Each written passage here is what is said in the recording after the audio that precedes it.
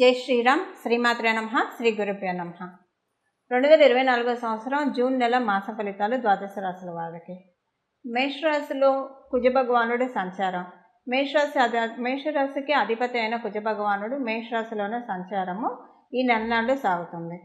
ద్వితీయ రాశి అయిన వృషభ రాశిలో 4 గ్రహాల సంచారం చోటు చేసుకుంటూ ఉంది. రవి, బుధ, గురు, శుక్రులు ఈ గ్రహ దేవతలు నలుగురు గ్రహ దేవతలు కూడా వృషభ రాశిలో సంచారం చేస్తూ ఉన్నారు.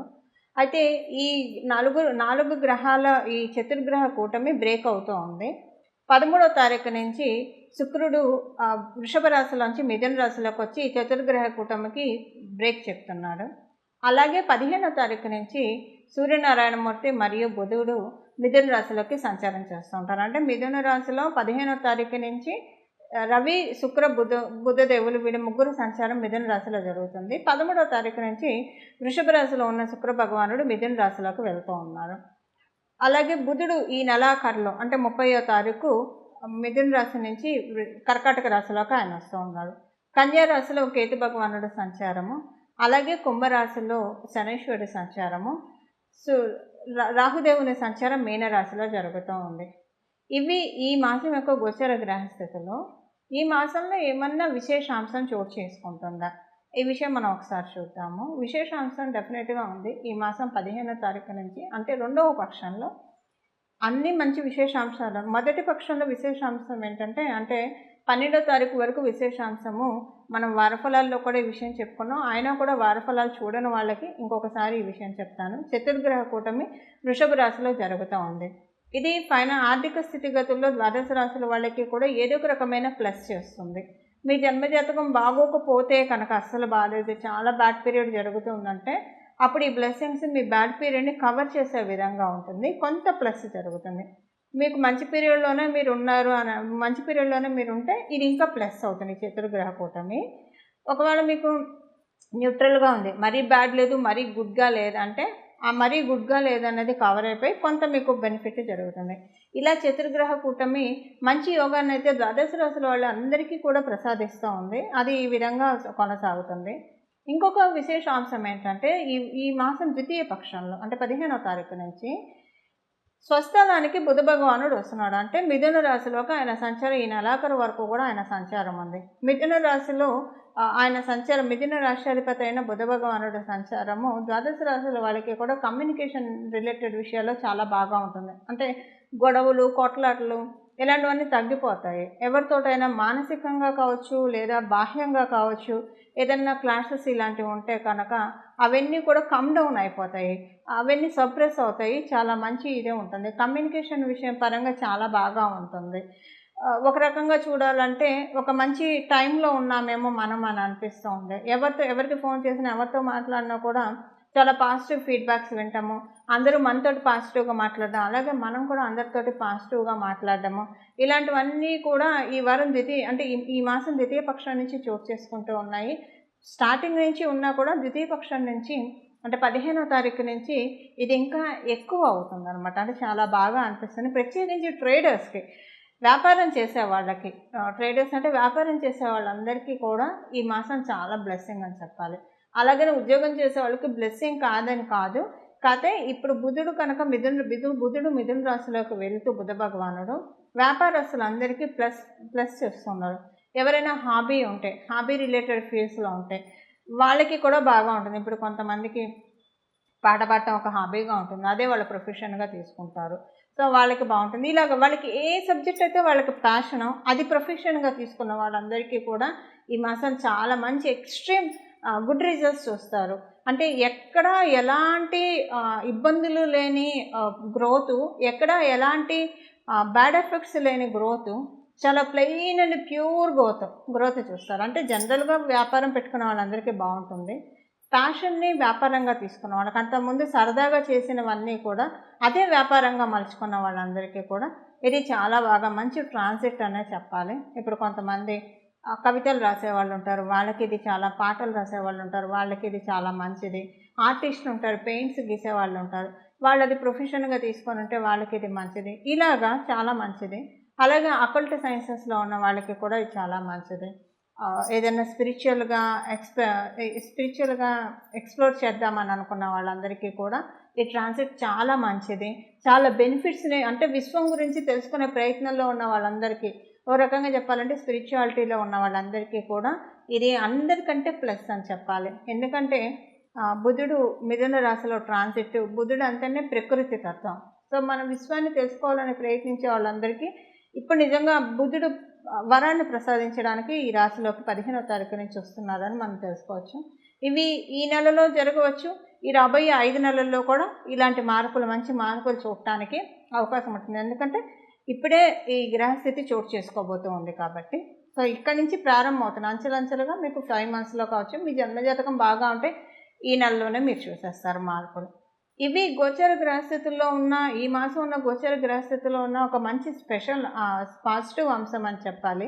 అది అందులోనూ కుజుడు మేషరాశిలో ఉండడము, కాలపురుషుడు కుండలిలో కుజుడు మేషరాశిలో ఉండడము, ఇది కూడా చాలా మంచిది. అగ్నితత్వానికి, కుజుడు అంటేనే అగ్నితత్వం, కుజదేవుడు. అలాగే మేషరాశి అగ్నితత్వ రాశి.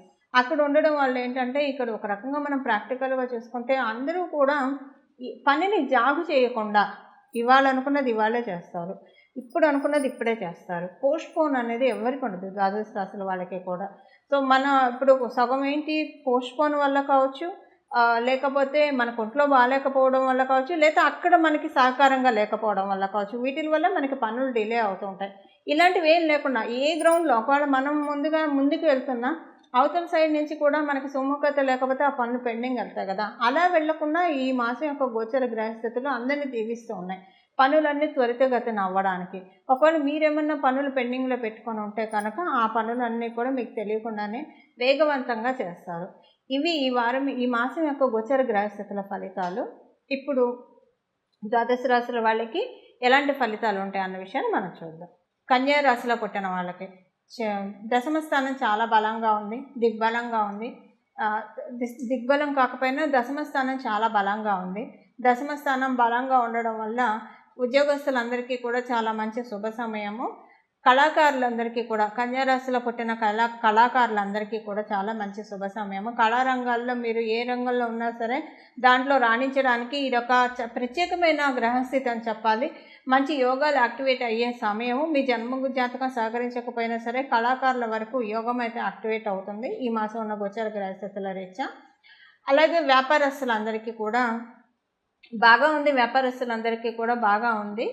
కాదు ఈ నెల 15 వరకు వ్యాపారస్తులకి అంత పూర్తిగా అనుకూలంగా అనిపించదు, కానీ 15వ తారీఖు తర్వాత నుంచి చాలా బాగా ఉంటుంది వ్యాపారస్తులందరికీ కూడా. కొన్ని అనుకోని మంచి కాంట్రాక్ట్స్ రావడము, మీ వ్యాపారం ఏదో ఒక రకంగా పెరగడము, ఎక్స్పాండ్ అవ్వడము, ఇలాంటివన్నీ కూడా మీరు నోటీస్ చేస్తారు. సంతానానికి సంబంధించి అనుకూలతలు ఉంటాయి, కొన్ని ప్రతికూలతలు కూడా ఉంటాయి.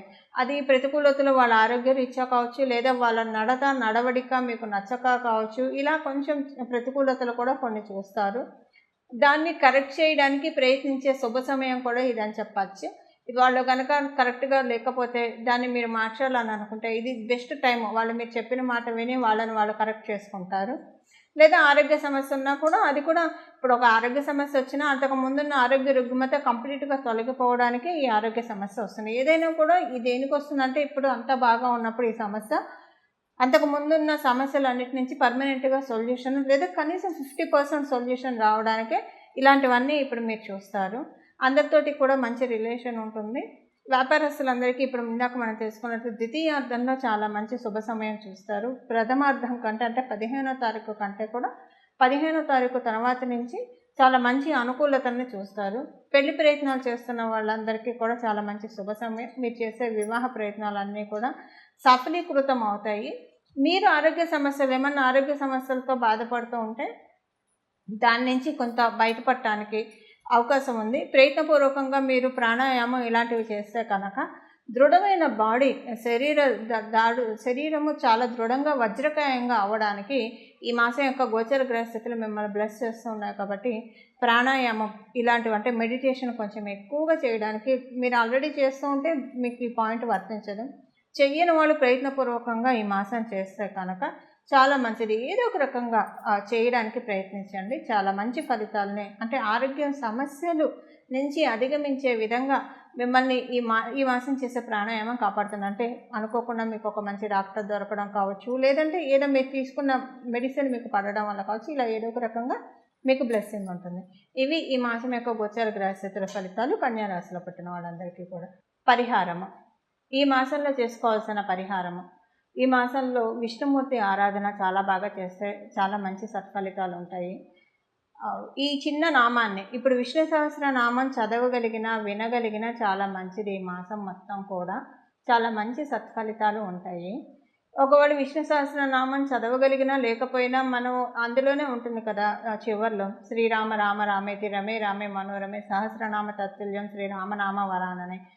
అలాగా శ్రీరామ రామ రామ శ్రీరామ రామ రామ శ్రీరామ రామ రామ అన్న ఈ నామాన్ని అనునిత్యం జపిస్తూ ఉండడము, అలాగే జపిస్తూనే ఉండడం, ఏ పని చేస్తున్నా ఈ నామాన్ని జపించడము. అలాగే ఇంకొకటి లక్ష్మీనారాయణ ఇద్దరిని కలిపి పూజించడము. అంటే శుక్రుడు కూడా మిథున రాశిలోకి వస్తూ ఉన్నాడు కాబట్టి తర్వాత బుధుడు జాయిన్ అవుతాడు. లక్ష్మీనారాయణ యోగం ద్వాదశ రాశుల వాళ్ళకి కూడా ఉంది. దాన్ని బలోపేతం చేసుకోవడానికి శ్రీ లక్ష్మీనారాయణం భజే, శ్రీ లక్ష్మీనారాయణం భజే, శ్రీ లక్ష్మీనారాయణం భజే ఈ నామము ఈ మాసం అంతా కూడా మనసులో మీరు ఏ పని చేస్తూ ఉన్నా సరే సర్వకాల సర్వావస్థల్లో కూడా ఈ నామాన్ని అనుకుంటే చాలా చక్కటి సత్ఫలితాలు ద్వాదశ రాశుల వాళ్ళందరికీ కూడా పొసగుతాయి. ఇవి ఈ మాసం యొక్క ఫలితాలు మరియు మీరంతా చేసుకోవాల్సిన రెమెడీ పరిహారాలు. మంగళం. నమో భగవతే వాసుదేవాయ.